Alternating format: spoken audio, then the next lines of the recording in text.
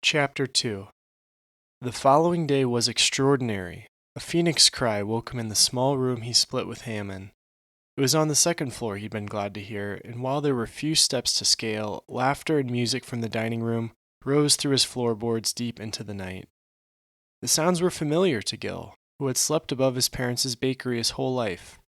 Hammond seemed the worse for wear, though, and groaned awake as the phoenix's song rolled over Hazeltop.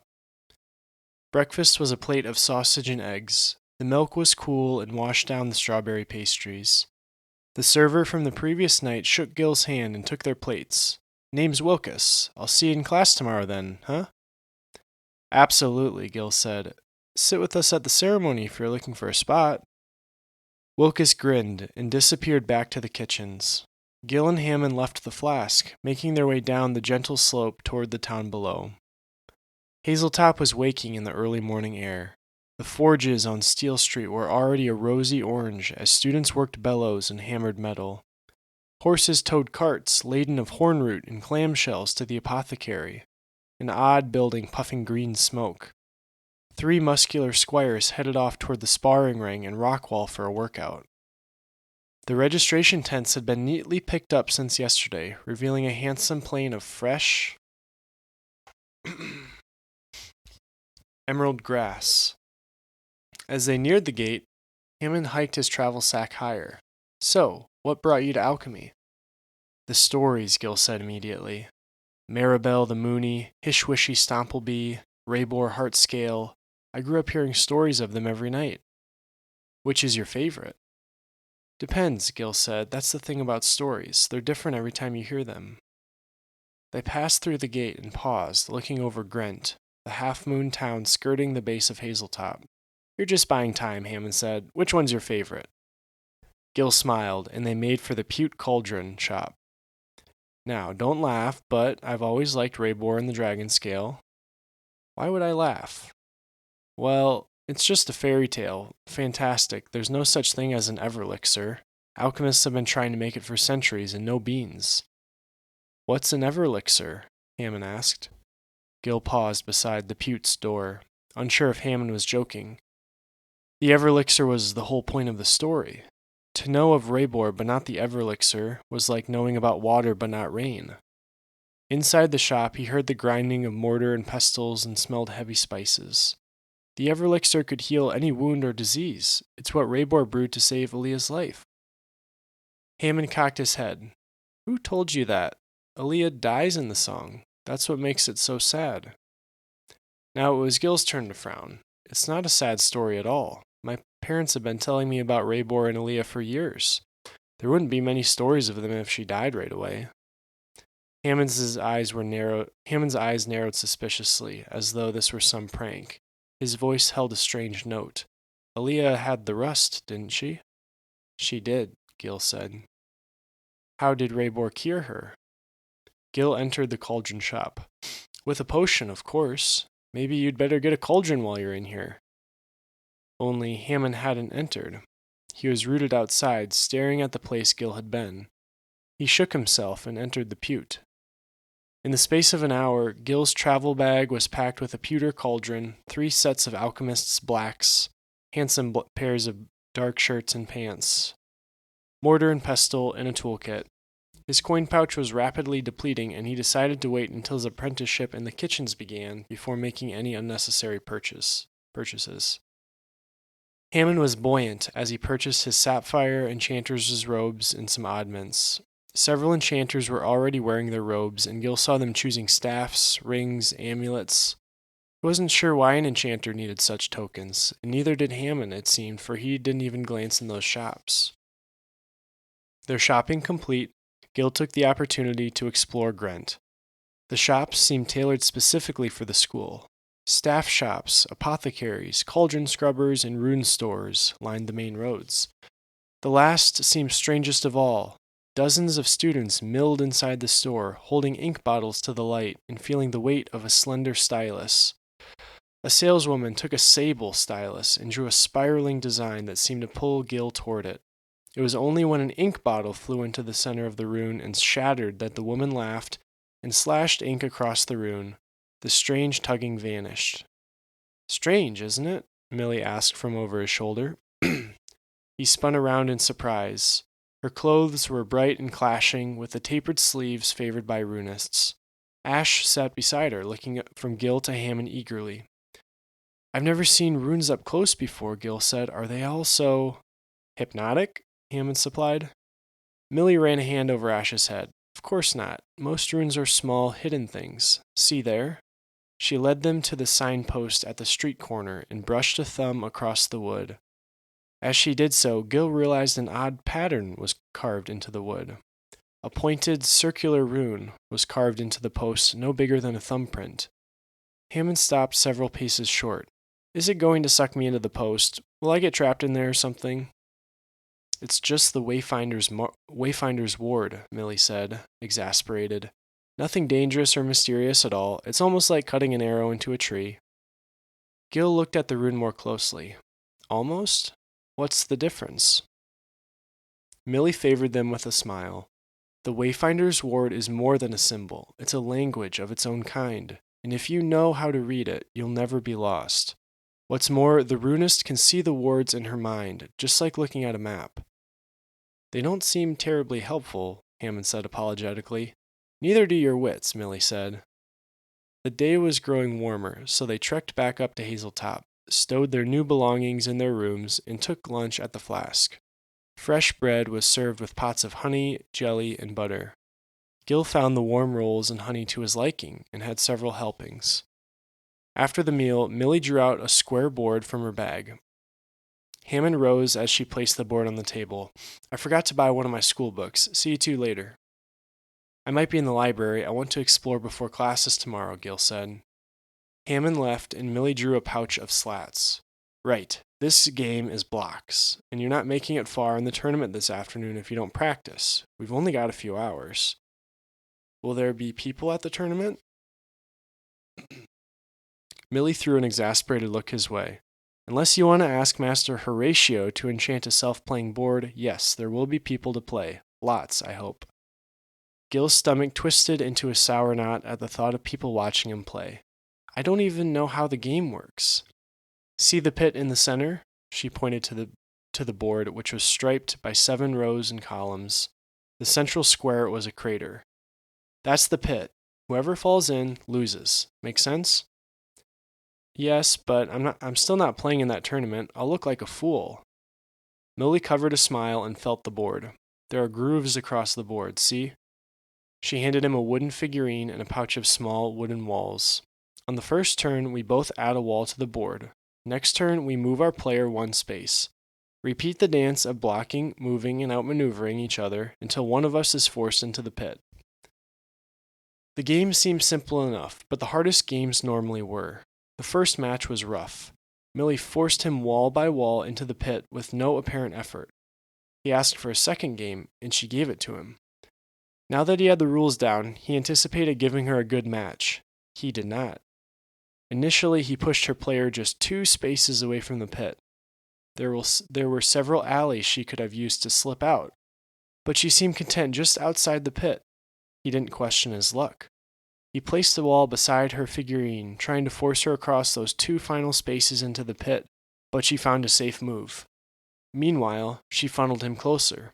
Slowly at first, and then he was on the rink, the squares surrounding the pit. He thought he could use the last alley against her, but she foresaw his move and blocked the opening. Next turn, a wall slammed behind him, cutting off any hope of retreat. And so the games played out, Millie a move ahead, blocking every exit as he tried to escape, and sealing off the others with her walls. She was using her own character as a movable wall, and to incredible effect, Gil saw. The game ended when Millie's player took the last square, and Gil had to knock his figurine into the pit. They shook hands. Another one, Millie said. I think you're really getting it now. Gil shook himself. Maybe tomorrow. I'm certainly not ready for the tournament. Besides, I need to go to the library before dinner. Classes do start tomorrow, you know. Millie grinned at that. All the more reason to enjoy today. She took Ash up the northern staircase toward her room, and Gil was truly alone in Hazeltop for the first time. The feeling was strange. For the past day, he had spent every moment with either Hammond or Millie. They were decisive, knowledgeable, friendly.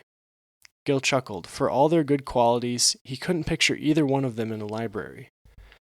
Gil left the flask for the warm, golden afternoon. The air was flushed with conversation and excitement. He passed a pot of girls crowded around a path poet spouting rhymes. Gil descended the hill until he reached the pale, domed building Hammond had called the Egg. He stopped. There was no door. It seemed an important thing to forget, Gil thought. But then he realized he may be on the wrong side of the egg. It was circular, after all. He left the path and walked around the large building, but there was nothing to break the sloping white stone. He completed the loop and ended where he started, baffled and irritated. What kind of a building has no door? He asked. Two cracks raced up the wall and joined over his head. An orange glow flared through the right crevice. Gil touched the wall and it swung inward. Through the doorway he saw a strip of bookcases. Gil's chest fluttered, not just at the books but at the magic of this place. He had never heard of an enchanted building, not in real life. This was like the magic of stories. He entered. The air was warm, dry, and smelled of knowledge. A high ceiling sloped overhead, impossibly high, much higher than the egg he had seen from outside.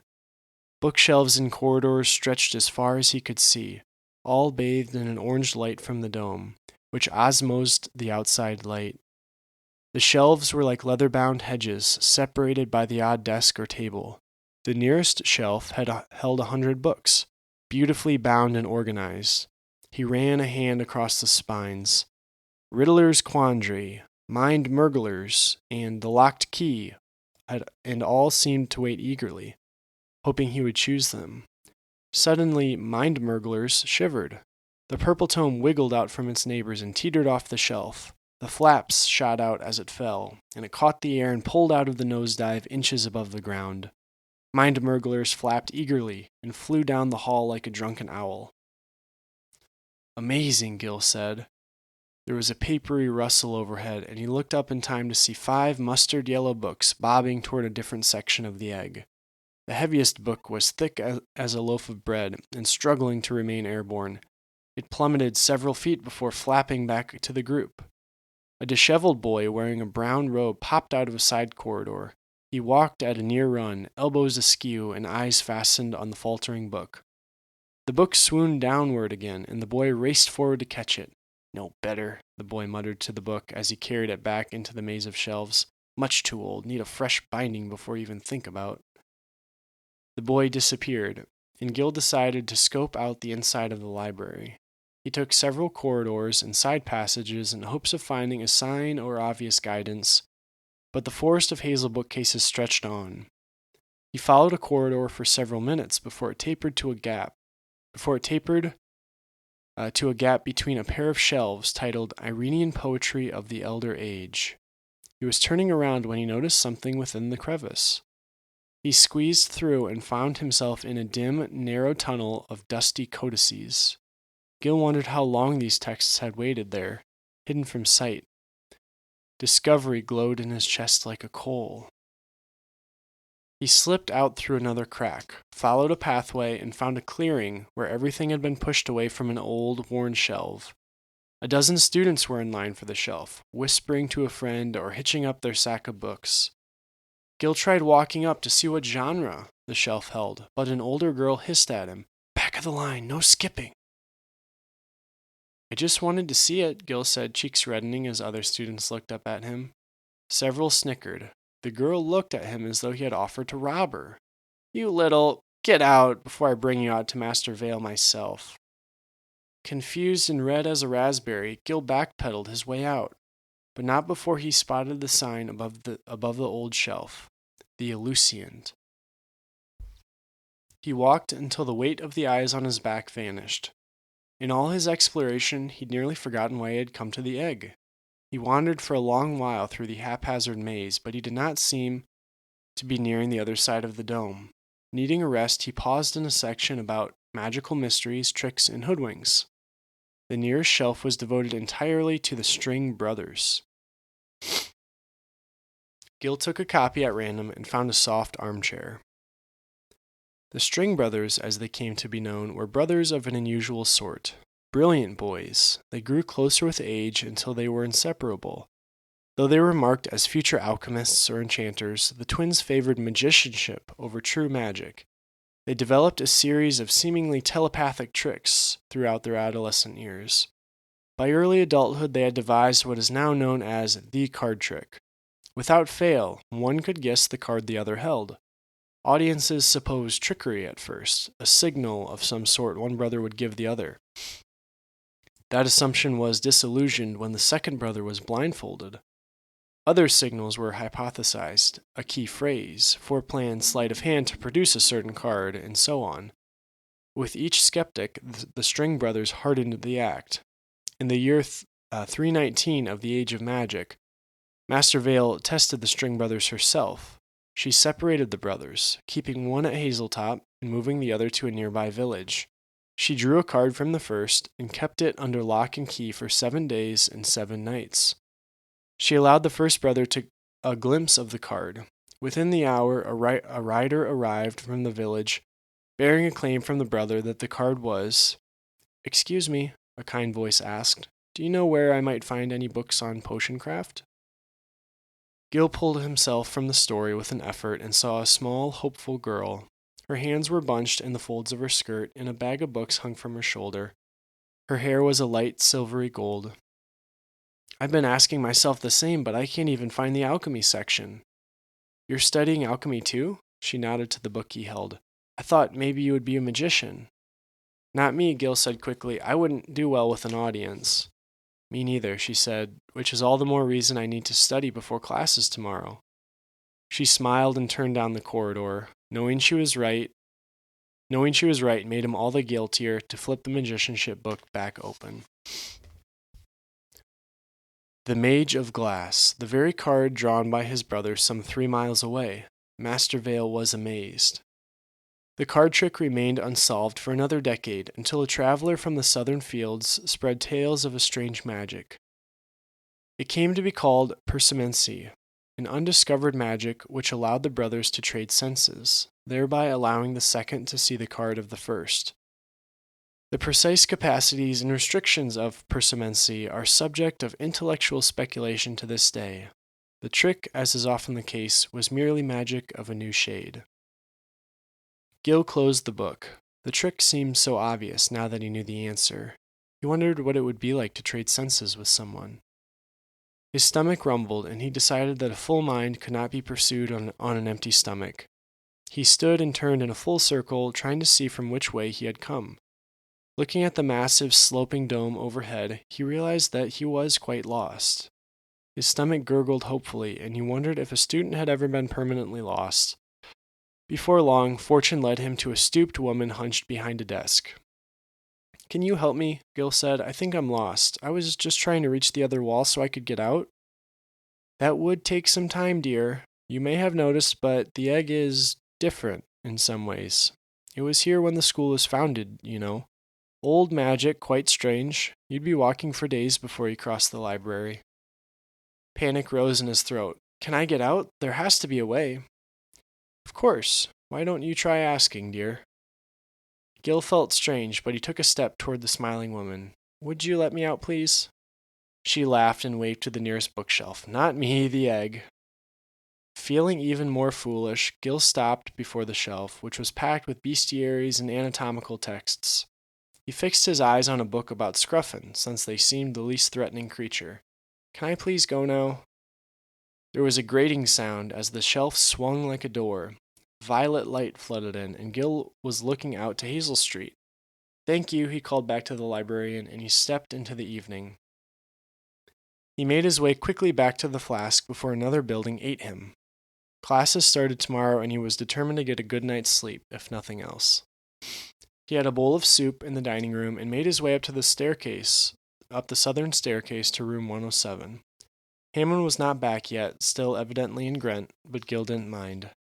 At 9th bell, Master Vale was delivering a welcome message to all students to begin the term, with defense class and herb lore to follow. His stomach squirmed with excitement and nerves that night. He laid out his dark shirt and pants for tomorrow, tucked his herb lore book into his book bag, and slept.